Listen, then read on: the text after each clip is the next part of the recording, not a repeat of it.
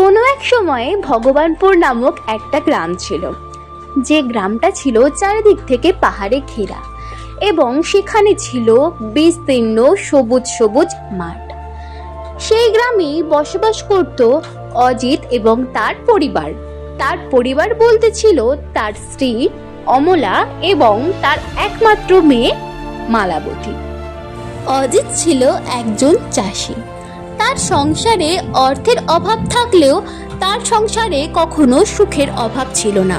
তারা তিনজনে খুব আনন্দেই বসবাস করত।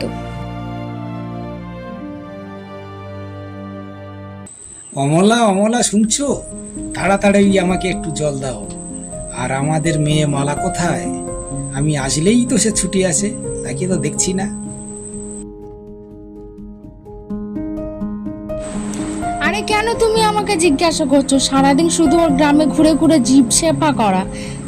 দেখো কোথায় গিয়ে কাউকে সাহায্য করছে আমার। এই মেয়েকে নিয়ে আর পারি না। আরে তুমি এমন বলছো কেন? এটাই হলো অজিতের মেয়ে মালাবতী।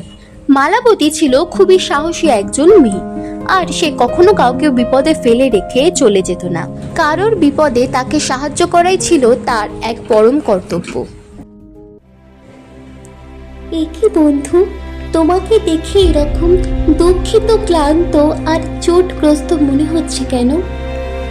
বন্ধু বন্ধু, কি আর বলি তোমার, আমার মা বাবাকে হারিয়ে ফেলেছি, তাই খুঁজে পাচ্ছি না। তোমার কথা শুনে আমি সত্যি দুঃখিত হলাম। তুমি কোনো চিন্তা করো না, তুমি আমার সঙ্গে থাকো। আজ থেকে আমার বাড়ি তোমার বাড়ি। চলো আমার সঙ্গে তুমি। জিপসে ভাই মনে হয় ভুলে গেছে যে বাড়িতে আরো দুজন মানুষ আছে। আহা, জীব সেবা তো কোনো পাপ কাজ নয়, বরং ভালোই কাজ। আমার তোমাকে জিজ্ঞাসা করাই ভুল হয়েছে। বাবা বাবা, দেখো আমি কাকে এনেছি। আমি আরো একটা মিষ্টি বন্ধুকে এনেছি। দেখো কি মিষ্টি না পাখিটা। আমি যখন ওই পাড়া দিয়ে আজকে বাড়ি ফিরছিলাম, তখন দেখি এই পাখিটা খুব ক্লান্ত হয়ে পড়ে রয়েছে। আমার খুব দুঃখ লাগলো, তাই আমি ওকে বাড়ি নিয়ে চলে এলাম। ওই একজনকে নিয়ে পারলাম না, আবার একজন। দেখো বাবা, মা শুধু কেমন বলছে। আরে তুমি ওকে বকছো কেন? ও শুধু তো একটা পাখিই এনেছে। যেমন বাবা তার তো তেমন মেয়ে হবে, তাই না? এইভাবেই তাদের দিন কাটতে থাকলো। মালা যখনই বেরোতো তখনই সেই পাখিটাকে সাথে করে নিয়ে যেত। সে কাউকে সাহায্য করলেও সেই পাখিটাও তার সঙ্গে আগিয়ে যেত তাকে সাহায্য করার জন্য। একদিন মালা সেই পাখিটাকে একটা গাছের তলায় দাঁড়িয়ে জিজ্ঞাসা করলো, আচ্ছা, আমি তো কোনো পাখিকে কথা বলতে দেখিনি, তুমি কথা বলতে পারো কেমন করে বন্ধু? আসলে আমি বলবো বলে বলা হয়নি। আমি একটা আওয়াজ পেলাম, মনে হয় ওইদিকে কেউ একজন পড়ে গিয়েছে, আমাদের দেখা উচিত।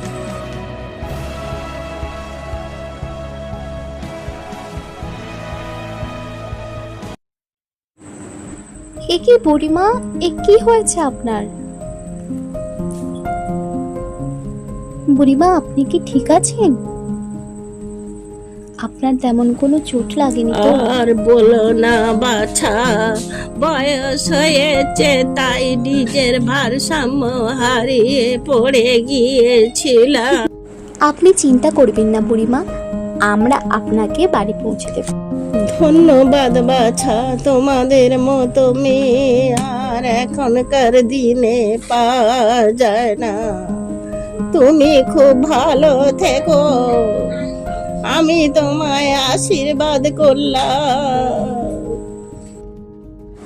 ধন্যবাদ বুড়িমা, তোমার আশীর্বাদটা এরকমই আমার সঙ্গে রেখো। এর বেশ কিছুদিন পর যখন মালা এবং তার সেই পাখিটা রাস্তা দিয়ে কোথাও যাচ্ছিল, তখন তারা দেখতে পেল একটা কুকুর, যে কিনা খুবই কাঁদছে। মালা তার কাছে গেল এবং দেখতে লাগলো।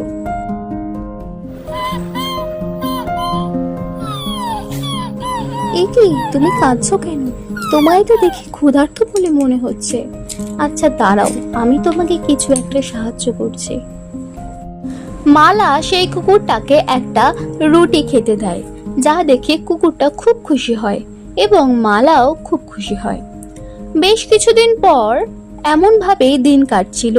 তারই মাঝে মালাকে তার বাবা অজিত এবং অমলা ডেকে পাঠায় এবং বলে, শোন মালা, আমি আর তোর মা একটু দরকারে শহরে যাচ্ছি। তুই বাড়িতে সাবধানে থাকিস কদিন। দেখিস এই কদিন অন্তত জিভ সেবাটা বন্ধ রাখিস আর নিজের খেয়াল রাখিস। তুমি চিন্তা করো না, আমি একাই সমস্ত কিছুটা সামলে নেব। আর আমি তো আগেও ছিলাম, তোমাদের কোনো চিন্তা করার কারণই নেই। এরপর রাত নামে এবং তার পরের দিন মালার বাবা এবং মা অর্থাৎ অজিত এবং অমলা শহরের উদ্দেশ্যে রওনা দেয়।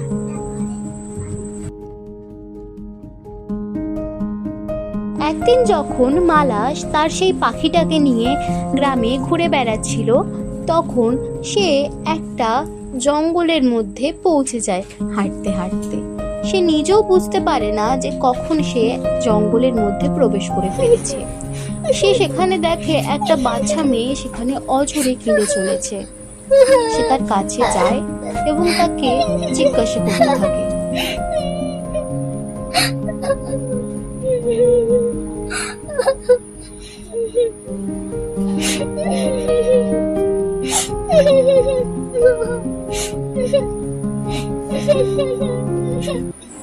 কি হয়েছে তোমার? তুমি এমন ভাবে কাঁদছো কেন? তোমাকে এরকম দুঃখিত লাগছে কেন? তুমি আমাকে বলতে পারো, তোমার কোনো ভয় নেই, আমি তোমাকে অবশ্যই সাহায্য করব। তুমি আমায় সমস্তটা খুলে বলো, তোমার এরকম কাঁদার কারণ কি? আসলে আমাকে একটা দুষ্টু মহিলা বন্দি করে রেখেছে, আমাকে বাড়িতেও যেতে দিচ্ছে না। আমি কতবার বলেছি কিন্তু শুনছে না। আমি বাড়ি যাব, আমাকে এখানে পালিয়ে এসেছিস না? আমি তোকে কতবার বারণ করেছি? তুই এবার চল, তোকে আমি এমন ব্যবস্থা করবো না তুই ভাবতেও পারবি না। চল, কত সাহস কিভাবে হলো তুই পালিয়ে এসেছিস আমার ডেরা থেকে? তোকে আমি কিছুতেই ছাড়বো না। এ কি, কে তুমি? কে তুমি শয়তান মহিলা? এ কি, কোথায় গেল? কোথায় গেল? আমি তোমাকে ছাড়বো না। আমাকে ওই বাচ্চা মেয়েটাকে বাঁচাতেই হবে। তুমি কি দেখেছো তার চোখে কতটা দুঃখ রয়েছে? আমরা তাকে সাহায্য করি, চলো। তারপর তারা ঠিক করে যে তারা প্রথমে সাধু বাবার কাছে যাবে এবং কোনো একটা উপায় জেনে আসবে। সেই জন্য তারা সাধু বাবার কাছে রওনা দেয়।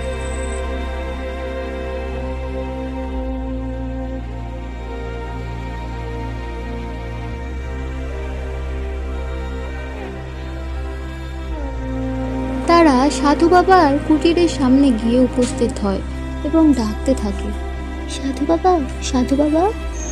আমি জানি তুমি আমার কাছে কেন এসেছো কন্যা।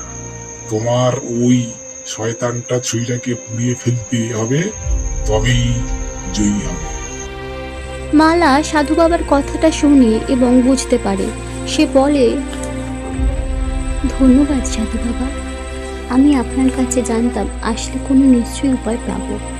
আপনি আপনার আশীর্বাদটা আমার সঙ্গে রাখুন, আমি যেন জয়ী হয়ে ফিরতে পারি।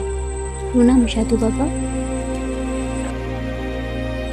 মালা সাধু বাবাকে প্রণাম জানায় এবং তারপর সে বাড়ি ফিরে আসে এবং রাত্রেবেলা সে ঠিক করে যে সে সেই শয়তান মহিলাটার বাড়িতে যাবে, তার একটা যে জাদুর ছড়ি আছে তা চুরি করবে এবং তারপর সেটাকে আগুনে পুড়িয়ে দেবে। ভাবা মতো মালা সেই শয়তান মহিলার বাড়িতে গিয়ে পৌঁছায় এবং সে তারপর তার জাদুই ছড়িটিকে চুরি করে এবং তা আগুনে পুড়িয়ে দেয়। তার সাথে সাথে সেই বাচ্চা মেয়েটাকেও সে উদ্ধার করে এবং আগুনে জাদুই ছুরিটাকে পুড়িয়ে দেওয়ার ফলে সেই শয়তান মহিলাটার সমস্ত রকম ক্ষমতা শেষ হয়ে যায়। এটা দেখে খুব খুশি হয় আর বলে যে এইরকম শয়তান মহিলার আমাদের সমাজে কোনো রকম ঠাঁই নেই, যারা বাচ্চাদের কষ্ট দেয়।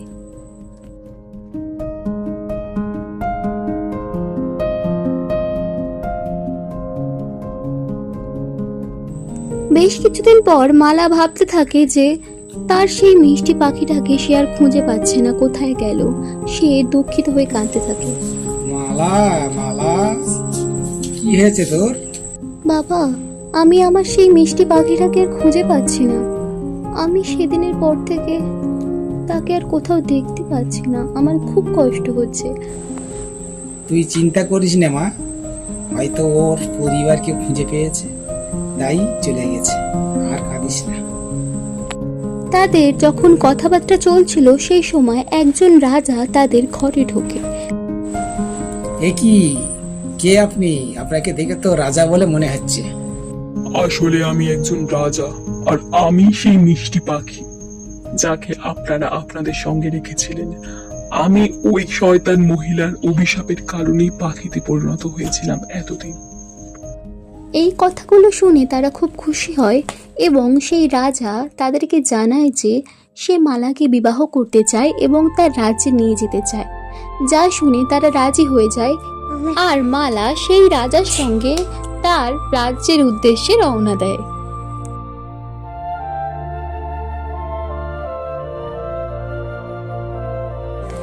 এইভাবে বেশ কিছুদিন চলে যায়।